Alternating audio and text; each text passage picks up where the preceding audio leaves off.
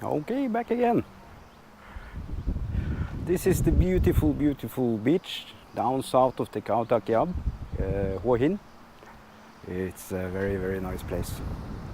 So I'm gonna walk around a little bit here and have a little chat. So first of all, who am I? My name is Robert. I'm Norwegian, and I moved to Hua Hin in August last year in 2018. And I really love it here. It's a very, very nice place. It's not a party place. It's not a crazy. Yeah, it's not. It's not like Pattaya. It's not at all like Pattaya. So here is beautiful, beautiful little fishing. I wouldn't call it a village, but this is. They keep their boats here. Very, very nice. So this is also the, as you can see, it's the ferry to Pattaya. Pattaya. It's so hard to say that name right. Okay. So we're just gonna have a little walk. Perhaps we can go walking out on the pier. See how it is. It's very hot now. It's today is April 18th, 2019, and it's the end of the hot season, I guess. It's been 35, 36 degrees officially, but in reality it's been probably 40 plus many days, and today is no exception. It's very hot today also. But this is the thing I love about the area Hua Hin and the coast here, is that you always have this nice wind all the time. I love it. And the sound of the ocean. Oh, I love that. Perhaps it's my Norwegian genes, I guess. Salt water. I love it. It's a very, very beautiful place. Very nice beaches. So, yeah, we're gonna walk around and talk a little bit. Okay, so I was making my introduction. I'm 45 years old, and why am I here? Am I working? How do I make my living? I'm on disability. That's the short truth of it. Norwegian disability pension. It's not something I chose. It's something I just had to do. It's not really much of a choice. I have an issue with my lower back, and it's been that way since 2000. I got the diagnosis in 2001, and I have herniated discs in I think they call it 5 levels in the lower back. And that means that I have periods with chronic pain. It's horrible, really. Now is a great period because I can, after I got the disability, I could take my time with everything. There was no stress, no pressure to do anything, and that helped a lot. I tried working up until the last in. I had a lot of back and forth with work from late 2000 to 2009, when I had kind of my final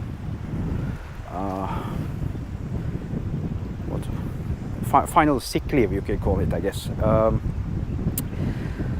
It was really, really, really bad, and I was trying again to get back to work, to get into the groove again, and get my health back. And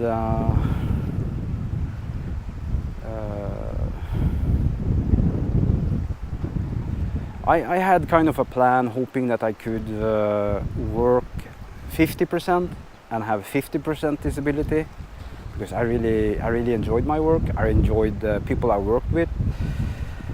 Everything about it was great. Pay was great. Everything. It was good benefits. Everything. So I'm not a slacker. I'm not a person who didn't want to work and just wanted to have an easy way out, easy life on disability pension. That's not the truth at all. I tried very hard to stay in my job, but at the end, I spoke with the people, the personnel management at work, and my boss and everyone, and kind of had a plan to try and get back to work 50% and have a permanent disability of 50%. That was kind of the plan. But I had to start at some place, and I started working 20%. And that was 2.5 days a week. In Norwegian terms, that means 4 hours thereabout per day, 2 days a week. Not much at all, really. And I had an office job. I worked in an office. I was a consultant for private pension schemes in Norway, one of the bigger companies that provided these pension schemes, insurance company. And it went okay for a while. I think I started in October 2010, and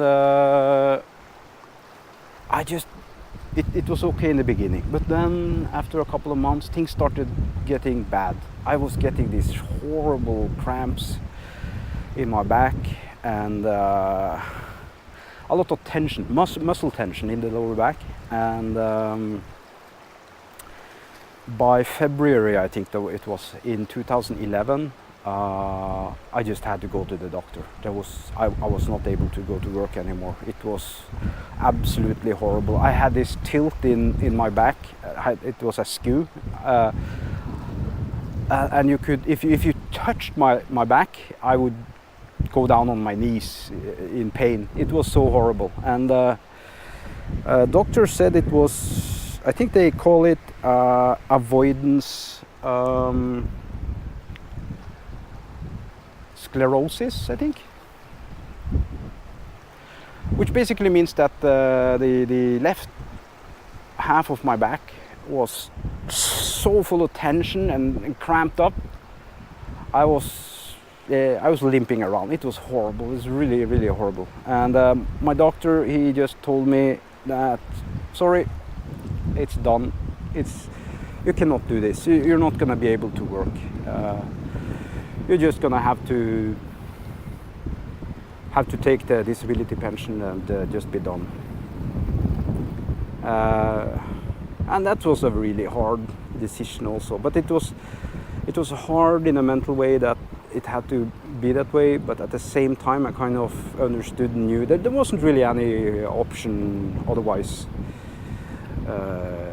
It's just one of those things in your life when you just have to be railroaded through it. The bad part about getting to that was the bureaucracy and the time it was going to take from February 2011. It took another three and a half years until I got the pension. And I had I got the final status of 100% permanent disability. It was a very, very, very long years, 3.5 years. It was one of the worst parts of my life, I think.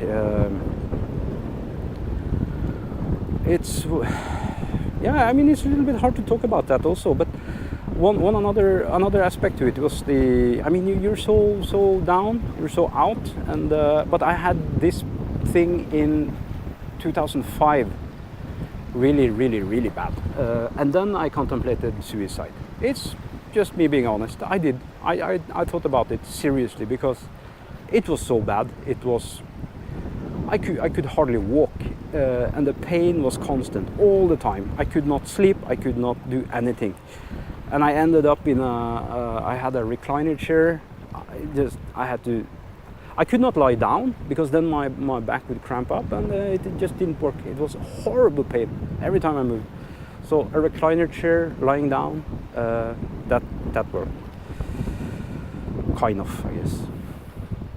So I went through this period in 2005, and I kind of got past this suicide option. I mean, you think about what's important in your life, and if you really want to stick in there and fight for it, and I did. I ended up out the positive things about living life was much higher than just taking the easy option out. It's not an easy option out, by the way. It's not an easy option. People who opt for suicide, I think it's a bad thing to call them cowards, and they have a really bad time when they end up in that position, and it's almost impossible to understand another person's problems. I hear so many narrow-minded people talking about these kind of things. I don't know. Yeah, it's a tough topic. I'm not gonna dwell on that very much. So basically, point is that, oh, very beautiful bird. I hope you see it. Very beautiful. Okay. So basically, I came. Yeah. Okay. Let's go back. September 2014, I get my disability pension. I've been a single guy for 10 years, and because when you have these kind of problems, physical problems that I had, it's not something that's gonna help you very much in finding a partner, someone to love. It's very, very hard. You get very limited. I stayed at home most of the time. So I was a single guy. So in late 2013, I think it was, I started trying the online dating in Norway, and that was just, I mean, I'm an honest guy. I try to tell the truth at any point. And when I made my profile, everything, I was honest about the situation I was in, that I had these health problems, and I was looking at disability pension. And not looking at, but I was in this situation that was probably going to lead to that. Anyway, I was honest about it. I think during that 1 year period, I sent probably around 100 letters to ladies on the dating sites that I liked. Not photo model types, just regular looking, good looking,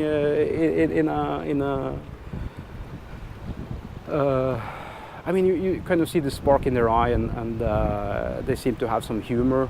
They seem to be an okay person, right? They don't seem to be freaks. So I sent out around 100 letters to people, and I got one date. One person replied to me and was interested in going out on a date. She lived in Norway, in my home city of Trondheim. And the funny part is she was not Norwegian. She was Japanese. She was finishing up a PhD at the university in Trondheim. I think she was 2 years older than me. But she was very nice. We went out for a few dates, eating at restaurants, but then she just told me, no, sorry, I don't think this is gonna work out. I was really down, feeling down. I liked her, but we just didn't match up, I guess. She was typical Japanese. She was very, very dedicated to working and her education.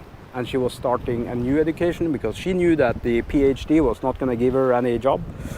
So she was starting a new education to become a nurse in Norway. And I respect that. It's just one of those things. I was very bitter afterwards, and yeah, it was a rough time. So I ended up speaking with a friend of mine who was then married to a Thai lady, and I had seen the TV series in Norway, Et lite stykke Thailand. Small piece of Thailand, I guess it's in English. It was basically about couples in Norway, Norwegian Thai couples. They were living in a place in the middle of Norway where a lot of guys had found a Thai partner. So I found that very interesting.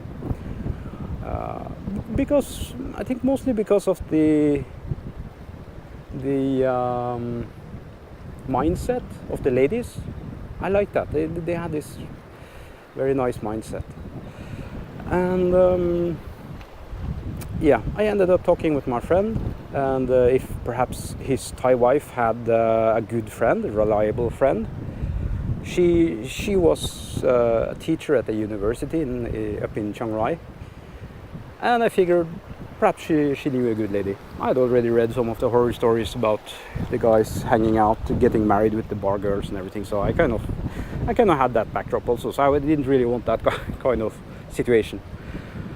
And she had a good friend she hooked me up with, and I talked with her, and I went over to Thailand for the first time in November 2015 to meet what became my wife.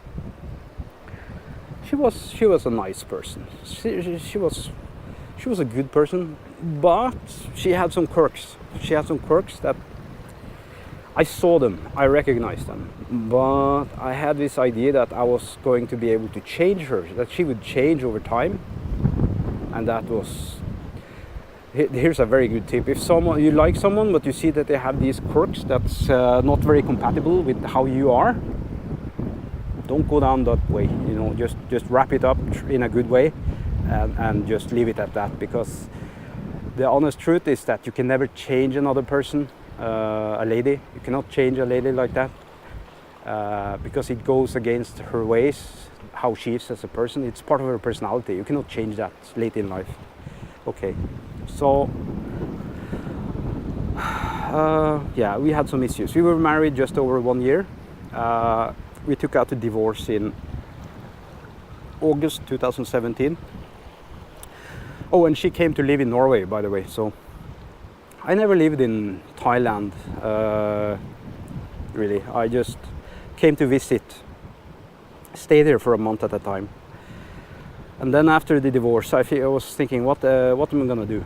Am I gonna stay in Norway and just see if I can find someone? And I just had this bad experience from 2013-14 with the online dating.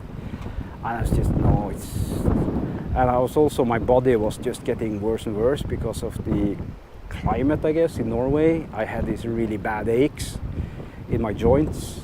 I mean, I could wake up in the night almost crying because and this was not my back, this was my fingers.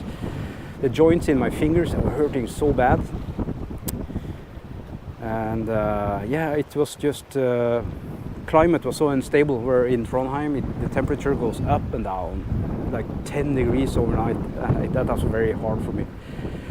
So I got more and more into the thought process of I should perhaps just move to Thailand, see how I like it here. So I planned a trip to just test the water, and this is something very important, I think, for everyone who's considering to live in Thailand. Have a period of time before you actually move to see how you like it here, see if this is the place for you, because it might not be. And don't just sell everything and come here. Don't do that. I did 3 months in January, February, March 2018 here in Hua Hin. I loved it. I really loved it. And after I started planning everything to sell what I had in Norway and just to move. So when I get back in early April 2018, I started selling everything: the car, not the house, apartment, and as much of the other stuff I had as possible. But I ended up storing about 3 tons of stuff, I think, down in my mother's basement. But it's okay. She had enough room, so it was no problem. So yeah, I have a lot of stuff back in Norway still. It's just gonna stay there. Yeah, so I sold pretty much everything. Oh, I was not able to sell my apartment right away. I thought it was gonna be a very easy thing to do, but it turned out that my apartment was not very attractive to people in Norway, in town. And it was very strange because they had been very popular before and had a good price, everything. But all of a sudden, it's kind of you just pull the plug. Nobody were interested. So I started selling in late April. I think I had like 10 showings, 10 weeks or something like that, before someone showed up to look at the apartment. That's horrible. That's really horrible. So I had to go down in price many times. I had already set up a budget, and everything was just blown out. I mean, in a bad way, that I didn't get the prices I thought I was gonna get for this stuff. Like the car, I was hoping to get a good price for it. It was an Audi A5, 1.8 liter TFSI, 2012 model, gasoline, not diesel, because the diesel, they had a lot of problems then because of the emission scandal and everything. So they didn't they were even harder to sell. So, but it was very, very hard to sell the car. So I ended up getting it sold to a company actually, and I got a bad price for it. I lost a lot of money. I think I lost about $20,000 on the car over a 2.5 year period. Just, you know, not a small amount of money. Yeah, but it's just the kind of the way stuff is. You just have to do what you have to do. So yeah, I got it sold. But when I left for Thailand, I left on August 23rd, 2018. Then my apartment was not sold. I had given my mother the proper signature so she could complete the sale for me. And it took until October before the apartment got sold.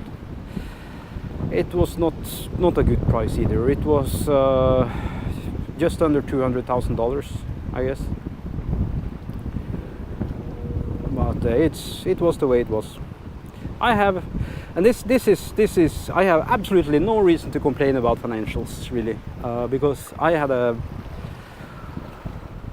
I guess I'm kind of in the creme de la creme of Norwegian disability pensioners, because I was working in a company that had great benefits, insurances. So I got a lot of money when I finally got the disability officially.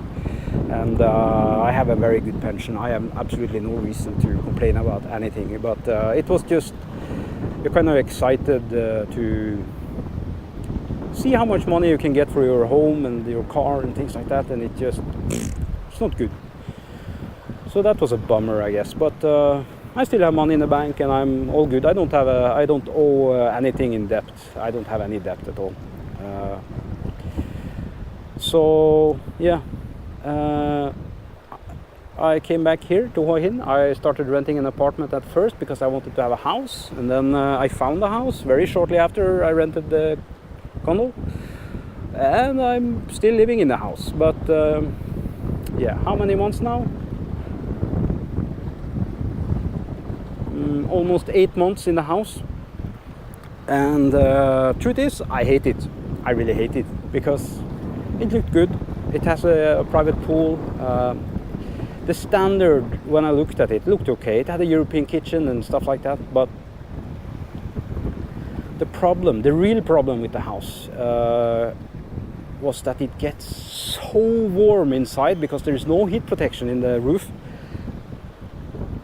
So, like the other day, I wake up, go out in the living room, and it's because I keep the aircon on in the bedroom, of course. But it was 37 degrees in the living room, and in the rest of the house, really, because the sun just heats everything up. Like from early on in the morning. So, and it doesn't get any better. It's just get hotter over the day. So it's very unpleasant, really. I cannot really like be in the living room looking at the TV without having the aircon on. It's just the fan doesn't. It's not enough to just have the fan on either. So that's annoying, really annoying. So I've already done this. I have already signed a contract for renting a condo in the same place that I stayed before. Same place I stayed the first 3 months, and I stayed for a few weeks in the beginning when I came back in August last year. And it's a nice place. It's a big apartment, 93 square meter, 2 bedrooms. And it has a balcony on each side, so I can open the doors on each side and get a draft through. Very, very nice. And it's the placement of the condo is so that it's a little bit in the shade. If I want to have a sun bath, I just walk 10 meters over to the pool and I get the sun. It's no problem. But I don't need to have the sun right on my apartment or my house. That's too much. So that's one thing to be very careful about when you're gonna rent a house here in Thailand, I guess in general. Have a look at the roof and check it out a bit, because if it doesn't have proper isolation against the heat, it's gonna be really bad, really bad. Last month I had an electricity bill of 4,000 baht. Basically, and I was just using the one aircon and the fan. So, but another problem there is, of course, the pool and the pump, because it's so hot, the water in the pool evaporates, and I have to keep it filled to a certain level. If it falls below that level, the pump is gonna start going all the time, like 24 hours a day, and that's gonna put a huge amount on on my electricity bill, and I guess it did. So I've been trying to do that more than I did before. I thought the people, because the contract was that the management, they were going to take care of everything outside the house, and I was just going to take care of whatever was inside. But they just don't go by often enough to keep the level proper. So I just have to do that myself, and that's kind of annoying also. I never had a pool before, so I'm not familiar with the technicalities about having a pool. So yeah, not many people in Norway have a pool. Then it has to be inside, because you're not gonna get to use it a lot. So here I am, beautiful Thailand. So I'm 45 years old and I live here, and I intend to live here for a long, long time. I love it. I love the temperature. I love the climate here. It's very stable. It's just a very hot period of time right now. But then it comes back into the rainy season, and the temperature go a little bit down. Me and a friend, we were comparing a little bit the weather statistics for Thailand. His opinion was that Hua Hin has probably the most stable climate in Thailand. I'm not sure if it's accurate, but from what we were looking at, like Phuket and Pattaya, it looked like it's more stable temperature-wise. And it's not as much rain as Pattaya and Phuket. Is it true? I don't know, but from what we were looking at, it seemed to be that way. And also, I think one of the most charming things for me here is the wind. Like you can see all around me here. The wind is rustling all the time. Nice sea breeze. So if you're like 50 plus, laid back, you not very much of a party person, you just enjoy relaxing and perhaps recuperating from health problems, whatever. This is a great place. Seriously, it's a great place. It's my favorite place, I guess, in Thailand. I haven't been all over Thailand, I admit that, but I've lived a little bit in country, I guess. Like further north, when I was there visiting the wife. I didn't like the climate there at all. It's not my thing. I like being by the sea and just driving out, sit by the sea and listening to the waves. It's so comforting. It's so nice. It's like honey for the soul, I guess. Yeah, It's a bit sweet way of putting it, but it's true. It's very calming. It's very calming. So yeah, get a car, buy a chair, and you can drive wherever you want along the coast here, and you can sit down and just relax, listening to the waves. Lovely. What more do I need to talk about? I could mention my visa situation. Okay, so I know a lot of bloggers here in Thailand. They have Patreon, they have they some of them try to live by income from YouTube videos. I respect that, no problem at all. But I'm not gonna do that. I do not want any donations, and I do not want any money from anyone. So this is just a fun thing to do. Try to give people a little bit of advice and show what Hua Hin has to offer. I can turn around a little bit, I guess, because we get a little bit different view. Yeah. Oh, lovely. My visa situation. Yeah. I don't work in Thailand, of course. I'm on disability from Norway. I don't need to work. But I'm 45 years old, and this is a big thing. You cannot get a retirement visa in Thailand unless you're 50 plus years old. And of course, 45, I'm not too young. I cannot get that. So what options do I have? I can do what's called a ED visa. It's an education visa. You can do that for probably around 3 years, but you're bound up to going to a school. I go to a school anyway, so I could probably have done that, but I want to learn Thai. So anyway, not the point. You can do what's called a METV visa. It's the multiple entry tourist visa. And if you play that right, you can probably be here for 9 months. But then you have to go back to your home country and get another one. And for me, that would mean returning to Oslo, to Oslo in Norway, and probably have to live in a hotel for a couple of days and get everything done.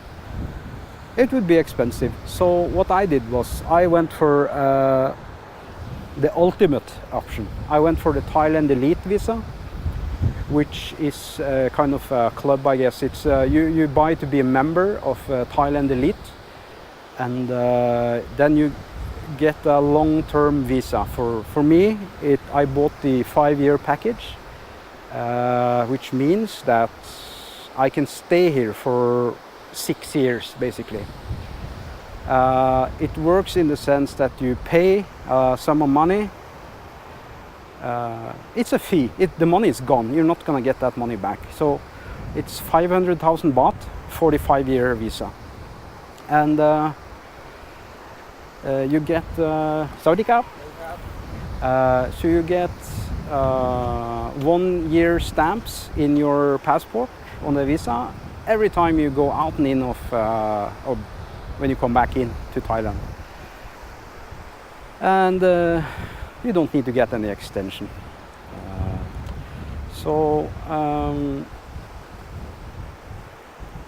Yeah, you just have to do the 90-day report. That's all you need to do if you have the Thailand Elite. They have different packages. They also have a 10-year and a 20-year, but I figure there's no point in doing that long term yet. I don't know what's gonna happen. So I stick with the 5-year visa, and you see how that goes. Yeah. So that's it for now. Part 1 done. Bye bye.